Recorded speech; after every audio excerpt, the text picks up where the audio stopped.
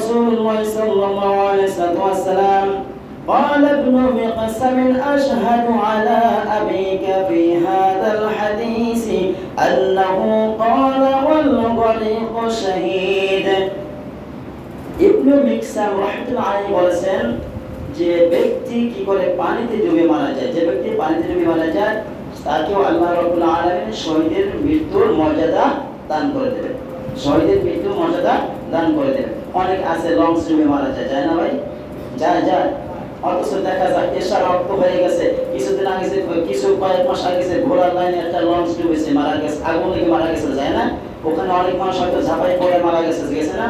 এখন দেখা যায় আপনি এশার নামাজটা পড়লেন না, এশার নামাজ পড়েন না, আবার কিছু লোক ওইখানে এশার নামাজ পড়েছে, এখন উভয় লোক মারা গেছে, এখন উভয় লোক কি শহীদ হয়ে গেছে? বলেন। যে ব্যক্তি নামাজ পড়েছে, আল্লাহর হুকুম মেনেছে, আত্মসমর্পণ করেছে, এই ব্যক্তি শহীদ। যে ব্যক্তি নামাজ পড়েন নাই সে ব্যক্তি শহীদ হতে পারে না, পারে?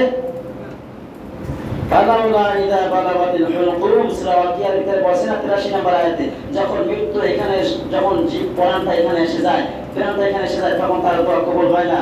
অর্থাৎ ওই সময় মৃত্যুর সময় আগুন লেগেছে, পানিতে ডুবতেছেন, তখন ঈমান আনবেন, এই ঈমানে কোনো মর্যাদা আসে না।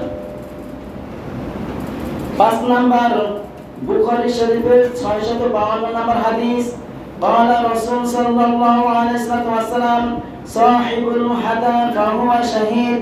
নবী করিম সাল্লাল্লাহু আলাইহি ওয়াসাল্লাম বলেছেন, আমার উম্মতের কেউ যদি দেয়াল অথবা উপর থেকে কিছু পড়ে চাপা পড়ে মারা যায়, আল্লাহ রাব্বুল আলামিন এই ব্যক্তিকে শহীদের মর্যাদা দান করে দেবেন। আপনি দেয়ালের পাশে দাঁড়াইছেন, সব কিছু আপনি আমার ঠিক আছে, আত্মসমর্পণ, আপনি মুসলমান, দেয়াল চাপা পড়ে আপনি মারা গেছেন, শহীদ। উপর থেকে কিছু পড়েছে, তাও পড়েছে, আপনি নিচে দাঁড়িয়েছেন, আল্লাহ রাব্বুল আলামিন শহীদ হিসেবে গণ্য করে নেবেন। একটা বেল পড়েছে, উপর থেকে কিছু একটা পড়েছে, আপনি মারা গেছেন, এটা আল্লাহ তাআলা শহীদ হিসেবে কবুল করে নেবেন। 6 নাম্বার, গর্ভ অবস্থায় যদি কোনো নারী মারা যায়, মুসলমান, কারা? মুসলমান যদি গর্ভ অবস্থায় কোনো নারী মারা যায়, আল্লাহ রাব্বুল আলামিন তাকে শহীদ হিসেবে কবুল করে নেবেন। বলুন আমিন।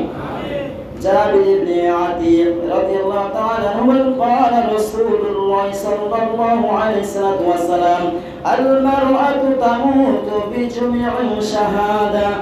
আমার উম্মতের ভিতরে যদি কোনো নারী যদি গর্ভ অবস্থায় মারা যায়, মুসলমান হয়ে যদি মারা যায়, ওই অবস্থায় যদি মারা যায়, আল্লাহ রাব্বুল আলামিন তাকে শহীদের মর্যাদা দান করে দেন।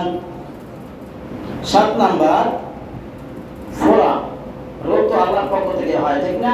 এই ফোড়া হয়েছে, অপারেশন করেছেন, ভালো হয়েছে, আবার ওইখানে ইনফেকশন হয়েছে, আবার অপারেশন করেছেন, এরকম অপারেশন করেন ভালো হয়ে যায়, অপারেশন করেন ভালো হয়ে যায়। এর ব্যাপারে নবী সাল্লাল্লাহু আলাইহি ওয়াসাল্লাম বলেছেন, সাহিবু যাতিল জামবি শাহীদ।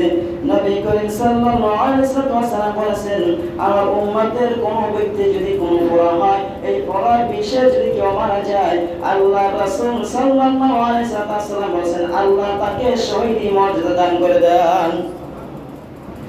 8 নাম্বার, নাসাই শরীফের 1846 নম্বর হাদিস, قال رسول الله صلى الله عليه وسلم صاحب الحرق شهيد। কেউ যদি আগুনে পুড়ে মারা যায়, আল্লাহ রাব্বুল আলামিন তাকে শহীদি মর্যাদা দান করে দেন। এখন ইসলামে আগুনে লাফ দিয়ে পড়ে শহীদ হয়ে যায়, ঠিক না? এটা হলো আত্মহত্যা। এটা কি? আত্মহত্যা। কিন্তু শহীদ লড়াই করে শহীদ হয়েছে, এর যে কোনো ইজ্জত, এর যে কোনো মর্যাদা, আর আপনি সাধারণভাবে মারা গেলেন, ইজ্জত মর্যাদা দেবে কিন্তু সম্মানকে একরকম হবে না, হবে একরকম হবে না। এই জন্য বলছে কোন ব্যক্তি যদি আগুনে পড়ে মারা যায়, মুসলমান যদি আগুনে পড়ে মারা যায়, আল্লাহ রাব্বুল আলামিন তাকে শহীদের মর্যাদা দান করে দেন।